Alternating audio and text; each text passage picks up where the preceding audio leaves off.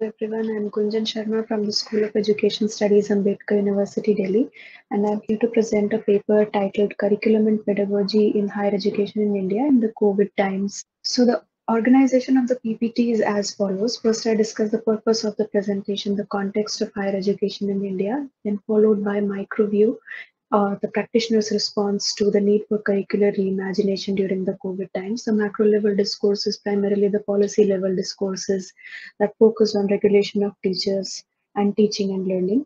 The purpose of this paper is to explore the policy and practice of curriculum and pedagogy in higher education during the pandemic, which is a nascent budding area of research. It is based on the study of official documents like notifications, circulars, emails, regulations issued by the University Grants Commission, which is the regulatory body of higher education in India, and the state government of Delhi, particularly. That's also a regulatory agency in the context of state universities.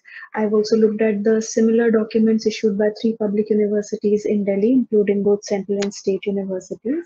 I've looked at the national education policy and five allied documents. I've relied on my own classroom practice as well as focused on discussions with the faculty members, colleagues around different higher education institutions in Delhi. The focus of the work is on, exploring the aims of higher education latent in these official directives as well as practices during the COVID time. And how are social justice and equity located in these articulations? What are the underlying notions of or models of curriculum and knowledge? And how have these shaped the agency of teachers and learners? India has the third largest higher education system globally with about 1,043 universities, about 42,000 colleges, about 12,000 standalone institutions, and a large number of these are in the private sector. There has been a massive expansion in higher education, especially since the economic liberalization reforms of the 1990s. And this has shaped and reflected in the increased demand across the unequal social fabric of India, particularly the marginalized populations. So balancing the need to expand to ensure equity while also maintaining quality are the major challenges that face higher education in India today. There are persistent debates on asymmetries in quality in terms of what constitutes quality in higher education, whether higher education is a public good or is it meant only for those who can afford it? Is the central aim to foster democracy or is it to produce knowledge workers for the global economy? And can social justice and excellence go hand in hand or do they have to necessarily compete against each other? Progressive and rapid privatization of higher education and the neoliberal regimes focused on performance-based autonomy, accountability, increased teacher regulation, and push for MOOCs also have been debated ardently. These debates were at their unprecedented intensity when the pandemic lockdown was imposed in March 2020. The sudden lockdown on campus teaching and learning got suspended across higher education institutions. It's still not resumed in several higher education institutions in different states. And on-campus classes were the primary mode for higher education in the country. ICT-based teaching learning was not a norm because of lack of ICT infrastructure training and also socioeconomic inequities. However, the solution to the whole situation was looked at in terms of being technology based. There were no centralized or state level or institutional plans on how to proceed, share with the teachers. It was assumed that the pandemic will recede soon. In fact, it's still assumed that it's going to recede very soon. There was a lack of preparedness across levels, including the teachers. And generally speaking, curricular and pedagogic practices even previously have not been a major matter of policy and visioning and planning.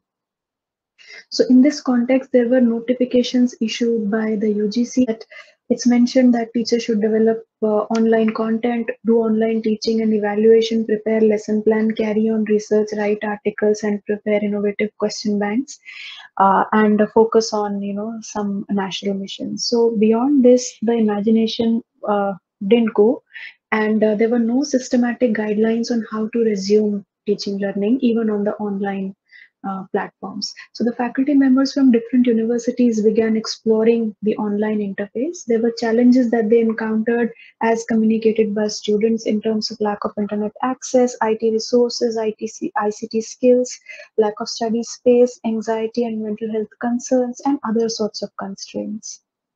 Program teams and teachers devised their own ways of addressing these. And what comes across from the narratives is that mentorship was something that a lot of teachers felt that their role shifted to. They did online classes, they emailed readings, they shared recorded videos, assessment formats were changed, timelines were staggered, telephonic classes in small groups were held because of connectivity issues, snippet recordings that consume less data were shared. When postal services were possible, uh, material was posted to the students, and special time and mechanisms were evolved for emotionally supporting the students during this time. There were also instances where teachers personally assisted the students in procuring IT equipment.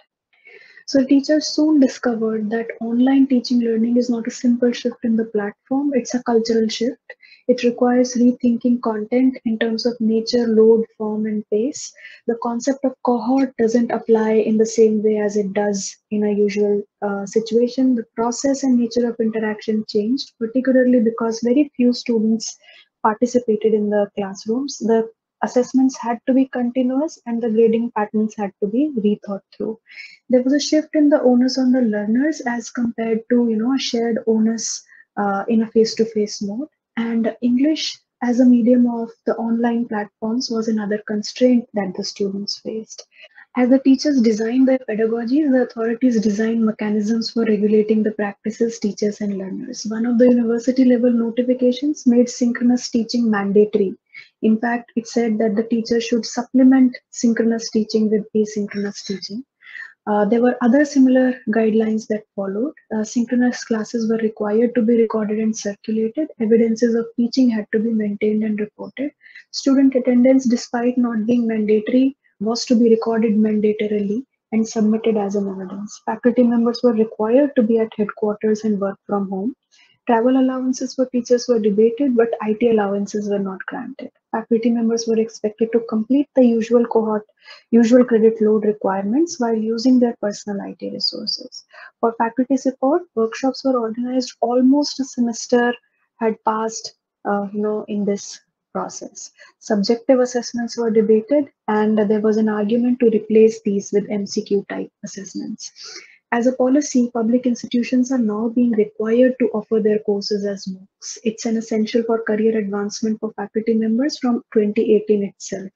However, now institutions are expected to encourage students to take courses from a centralized MOOC to the extent of up to 40% in a semester. However, you don't see other responses, for offering support to the students. The responses have been primarily limited to distribution of laptops and financial support to economically disadvantaged students. Yet the ICT budgets have been expanded. There is an immense investment in the development of MOOCs. EduTech corporates are, aligning with different governments. So what has happened in these times is that first the teacher's response to the need for reimagining curriculum has been asymmetric and idiosyncratic, at times really very creative. However, the experience has not really been consolidated. It's in the form of very initial reflections, thoughts, and ideas. These experiences, I hope, take form of shared knowledge and research. There's a lack of listening and dialogue between micro and macro levels, and mostly at policy level, directives are formed and they are issued as communiques to be communicated, to be shared with the teachers. Overall, the policy thrust has been largely consistent with the pre-pandemic, discourses. However, these discourses have become much more pronounced and overt.